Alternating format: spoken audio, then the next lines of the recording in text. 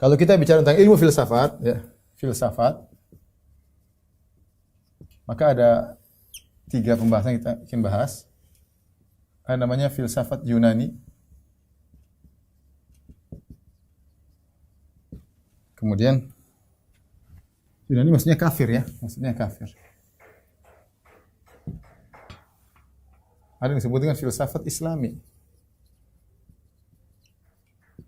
Filsafat Islami terbagi menjadi 2, yaitu filsuf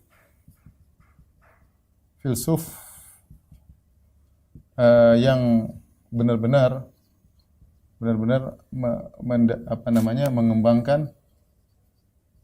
mengembangkan filsafat Yunani dengan sedikit perubahan. Yang terkenal ini adalah 2 orang, ada Al-Kindi, ada 3, tapi yang paling terkenal adalah Farabi dan Ibnu Sina. Kemudian ada Ahlul Kalam. Al-Kalam maksudnya adalah filsafat, Ahlul Kalam. Tapi mereka sebenarnya belajar filsafat, kaidah-kaidah filsafat dalam rangka untuk menjelaskan tentang Islam. Ahlul Kalam ini maksudnya adalah Al-Jahmiyah, kemudian Al-Mu'tazilah, kemudian Al-Asy'ariyah. Mereka dikenal Ahlul Kalam, yaitu orang pelajari filsafat. Mereka hendak membantah Farabi, Ibnu Sina membantah filsafat Yunani. Mereka juga belajar filsafat, tapi ternyata mereka juga terpengaruh. Terpengaruh. Ya, kita ini sebenarnya ingin bahas bagaimana pengaruhnya ini filsafat Yunani, pengaruhnya kepada ini dan kepada ini. Bagaimana pengaruhnya? Ini yang mau kita bahas ya. Pengaruhnya bagaimana?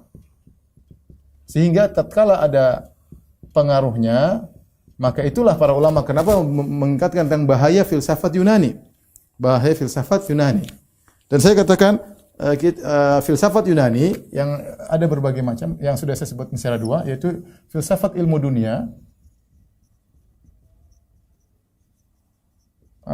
seperti sosiologi, kemudian fisika, kimia. Ini nggak ada masalah, ini boleh-boleh saja orang belajar sebagai bahan pemikiran. Benar salahnya urusan belakangan, tapi boleh-boleh saja. Karena kenapa boleh-boleh saja? Karena objeknya adalah sesuatu yang dilihat, mahsus, indrawi, musyahad, dilihat. Ya, Anda melihat manusia, Anda bisa bikin teori tentang manusia. Anda melihat sapi, Anda bisa bikin teori tentang sapi. Anda melihat bintang bulan, Anda bisa bikin teori, nggak ada masalah.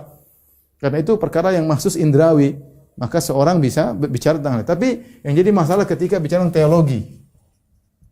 Teologi yaitu bagaimana menggabungkan antara ilmu tabiat dengan sesuatu di balik tabiat tentang masalah ketuhanan, tentang causa prima. Causa prima itu sebab utama atau Tuhan. Ini jadi masalah ya. Masalah causa prima atau disebut dengan al-illatul ula atau Tuhan ya, kalau gampangan kita adalah Tuhan ya. Ini jadi masalah. Ini yang berbahaya. Berbahaya ya. Khatir ya. Ini yang ketika seorang pelajari filsafat, dia akan kejebak ke sini sehingga dia memiliki ada pemikiran-pemikiran filsafat Yunani yang dianggap sebagai suatu absolut, yaitu suatu yang tidak mungkin salah, suatu yang pasti. Dari pemikiran tersebut kemudian jadikan pegangan untuk memahami Al-Qur'an dan Sunnah. Ini yang bahaya di sini. Kenapa dikatakan para ulama benci terhadap ulama filsafat? Seperti tadi kita nukil dari Imam Ahmad, Imam Syafi'i. Mereka tidak belajar ilmu kalam. Mereka jadi imam tanpa ilmu kalam. Coba mana Imam Syafi'i, mana tulisan ilmu kalam? Mana Abu Hanifah jago ilmu kalam? Mana Imam Ahmad? Mana Imam Malik? Mana? Enggak ada. Ilmu mereka Al-Quran dan Sunnah. Kemudian datang Jahmiyah, Mu'tazilah, Asy'ariyah, ahli kalam. Mereka belajar ilmu filsafat dan pasti ada pengaruhnya. Ada buku bagus banget ya, tulisan teman-teman mungkin yang pandai bahasa Arab, saya sarankan baca buku ini. Dia bagaimana menjelaskan tentang hubungan antara filsafat Yunani dengan Ibnu Sina dan Farabi dan Ahlul Kalam. Ini salah satu buku yang bagus, judulnya adalah Al-Madahib Al-Yunaniyah.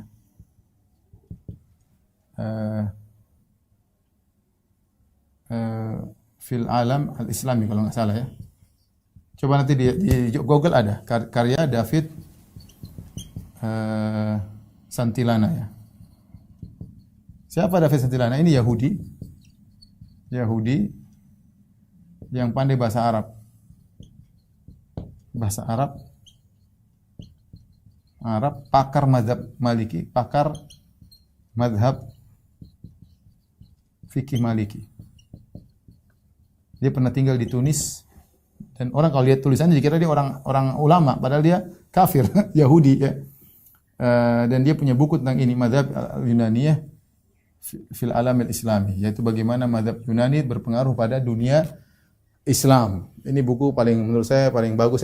Meskipun bacaan saya tidak banyak, tapi saya baca beberapa buku yang menjelaskan berupa hubungan antara filsafat Yunani dengan filsafat Islam. Maka ini buku yang saya rekomendasikan, ya, David Santillana. Dia membahas tentang bagaimana hubungan antara filsafat Yunani dengan filsafat Islam.